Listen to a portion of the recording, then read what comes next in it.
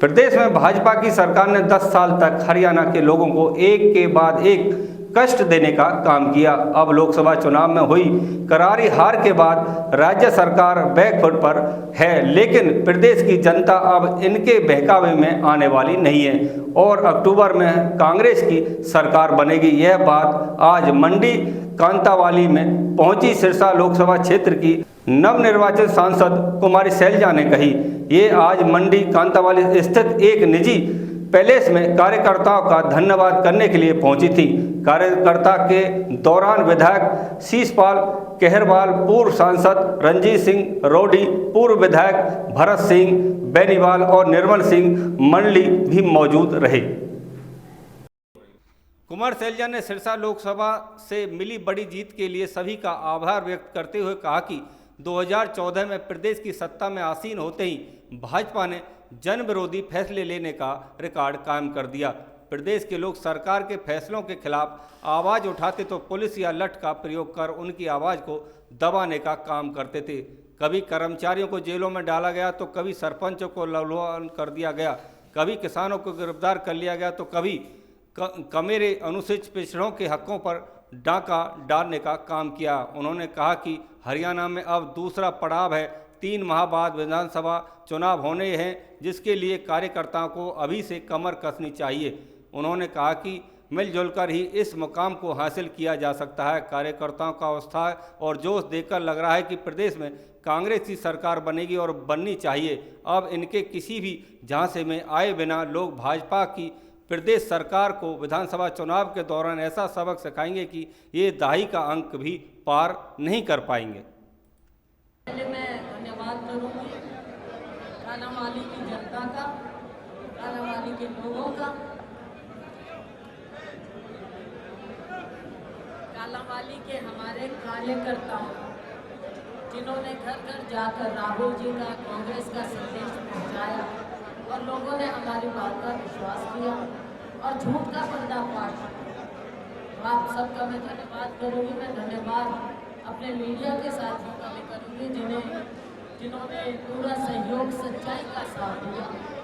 हम यही कहते थे कि आप सच्चाई का साथ, तो आप सबका मैं धन्यवाद करती हूँ। साथियों, आज हम कालांवाली में धन्यवाद कर रहे हैं, इसके पश्चात हम डबवाली में जाएंगे।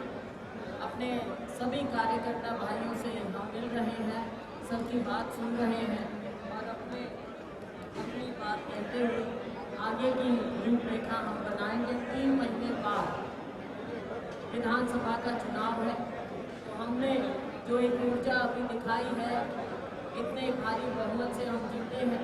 हमने इससे भी ज़्यादा मेहनत करके अगला विधानसभा चुनाव में जीतना है। कालांवाली का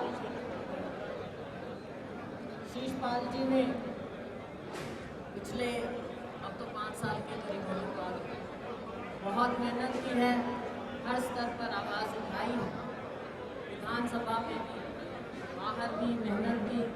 आने वाला समय आपका होगा, हरियाणा में हमारी सरकार बनेगी और जिस तरह की आमदी है 4-5 सीटों का हम गुंजाइश रखते हैं, लेकिन हमें विश्वास है 85 सीटों तक हम पहुंच जाएंगे। देखो, मोदी जी की सरकार जो बनी है बैसाखियों पर बनी है। 400 पार का नारा दिया, 370 का, अभी 250 भी नहीं है। तो ये तो सामने आ गई है बात। अब देखते हैं, वक्त बताएगा, वक्त बताएगा। हरियाणा में लोगों की सेवा है और उसमें जो भी यहाँ का कार्य, चाहे हमारे किसी भी वर्ग का है। अभी आपने देखा हमारे किसान भाई, हमारे गरीब भाई, एक और मुद्दा आया था, उस पर भी देखते, नशे का एक बहुत बड़ा मुद्दा रहा, उसको भी देखना हो। बिजली, पानी, गर्मी में बहुत सी चीज़ें हैं, हर एक काम हमारे लिए प्राथमिकता है, सबको हम अहमियत देंगे।